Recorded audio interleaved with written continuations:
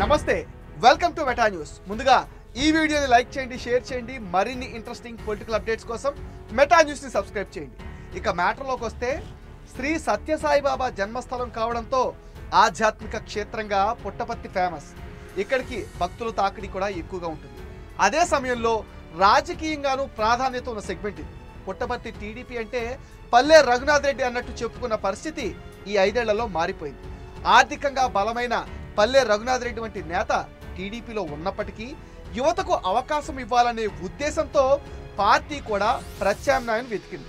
చివరాఖరికి పల్లె రఘునాథ్ రెడ్డి కోడలు సింధూరారెడ్డికి టికెట్ కేటాయించారు టీడీపీ అధినేత చంద్రబాబు నాయుడు. టీడీపీ 2వ జాబితాలో సింధూరకు అవకాశం దక్కింది. 3 దశాబ్దాలుగా పార్టీలో ఓ వెలిగిన రఘునాథ్ రెడ్డి టికెట్ కోసం తీవ్ర ఒత్తిడిని ఎదుర్కోవాల్సి వచ్చింది.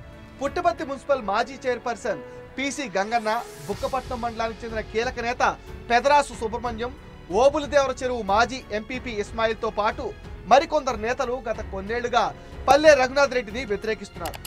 ఈ ఒక్కసారికి సహకరించండి, వచ్చే ఎన్నికల నుంచి నేనే స్వచ్ఛందంగా తప్పుకుంటానంటూ అసంతృప్తులను బుజ్జగించే ప్రయత్నం చేశారు పల్లె. అధికారంలోకి వస్తే పదవుల పంపకాల్లో పెద్దపీట వేస్తానని, చిన్న పొరపాట్లు జరిగి ఉంటే పెద్ద మనసు చేసుకోవాలని అసమ్మతులను ప్రసన్నం చేసుకోవడానికి ప్రయత్నించారు రఘునాథ్ రెడ్డి. పరిస్థితి చేజారిపోకుండా తన కోడలు సింధూరను తెరపైకి తెచ్చారు.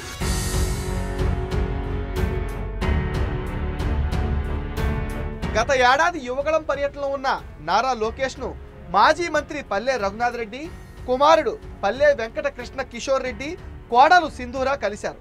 2019 ఎన్నికల్లో కూడా కోడలు కొడుకు తన తరపున ప్రచారం నిర్వహించి అన్ని మండలాలు తిరిగారని నారా లోకేష్ కు తెలిపారు. యువతకు అవకాశం ఇస్తామని లోకేష్ ఈ సందర్భంగా వారికి హామీ ఇచ్చారు. తాజాగా పుట్టపర్తిలో బరిలో నిలనున్న సింధూరారెడ్డి ఉన్నత విద్యావంతురాలు. ఆమె వయసు 33 ఏళ్లే. ఎంటెక్ లో ఆమె గోల్డ్ మెడలిస్ట్. ఆమె తండ్రి శంకర్ రెడ్డి కేరళ మాజీ డీజీపీ. భర్త పీవీకేకే విద్యాసంస్థల అధినేత పల్లె వెంకట కిషోర్ రెడ్డి. పీవీకేకే విద్యాసంస్థలకు సింధూరారెడ్డి కోశాధికారిగా ఉన్నారు. సింధూరారెడ్డి మామ పల్లె రఘునాథ్ రెడ్డి 1999 నుంచి టీడీపీలో ఉన్నారు. వివిధ పదవులు నిర్వహించారు. 3 సార్లు ఎమ్మెల్యేగా, ఎమ్మెల్సీగా, చీఫ్ విప్గా, మంత్రిగా పనిచేశారు. ఆమె తాత ఆందోని రెడ్డి 2 సార్లు అనంతపురం ఎంపీగా, 2 సార్లు అనంతపురం ఎమ్మెల్యేగా పనిచేశారు. 2019లో పల్లె రఘునాథ్ రెడ్డి తరపున భర్త పల్లె వెంకట కృష్ణ కిషోర్ రెడ్డితో కలిసి సింధూర ప్రచారం నిర్వహించారు.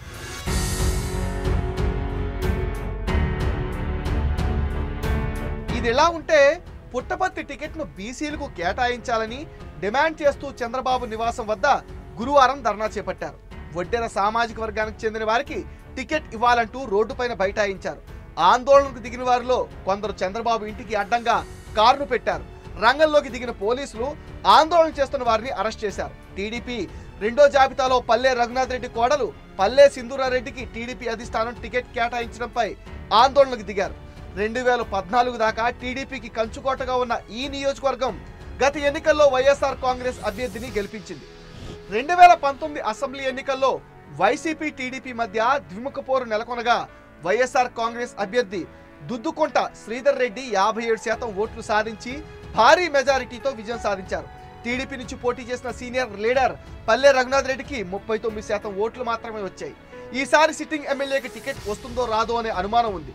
తనకు అధిష్టానం పుట్టపర్తి టికెట్ కేటాయిస్తే తప్పకుండా గెలుచుకుని వస్తానని పుట్టపర్తి నియోజకవర్గం వైసీపీ సీనియర్ నేత సోమశేఖర్ రెడ్డి అంటున్నారు. మొత్తం మీద ఈసారి పుట్టపర్తిలో పోరు రసవత్రంగా మారింది. ఇది మెటా న్యూస్ అప్డేట్. ఈ వీడియోని తప్పకుండా లైక్ చేయండి, షేర్ చేయండి. మరిన్ని ఇంట్రెస్టింగ్ పొలిటికల్ అప్డేట్స్ కోసం మెటా న్యూస్ని సబ్స్క్రైబ్ చేయండి. అండ్ ఈ వీడియో పైన మీ విలువైన ఒపీనియన్ని కామెంట్ సెక్షన్లో పోస్ట్ చేయడం మర్చిపోద్దు. మీరిచ్చే కామెంట్ సపోర్ట్తో మరిన్ని మంచి వీడియోలు చేస్తాం. మీరు చేయాల్సింది ఈ వీడియోని లైక్ చేయడం, షేర్ చేయడం, మెటా న్యూస్ని సబ్స్క్రైబ్ చేయడం.